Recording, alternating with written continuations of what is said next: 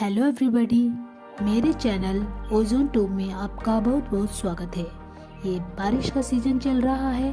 आज हम बारिश में मेडिटेशन करने से क्या बेनिफिट होते हैं उसके बारे में आज चर्चा करेंगे। दोस्तों, बारिश में मेडिटेशन करने से आप पूरी तरह से अलर्ट रहते हैं, जिससे आप एक बेहतरीन तरीके से मेडिटेशन कर पाते हैं। साथ ही आपको कितना भी तनाव क्यों ना हो, उससे आपको काफ़ी राहत मिलती है और ये आपके गुस्से को भी कम करने में मदद करता है। ये माइंड को पूरी तरह से शांत कर देता है। इसके अलावा बारिश में मेडिटेशन करने से रात में आपको नींद अच्छी आती है। आपके दिमाग के पावर को भी इंक्रीज करता है।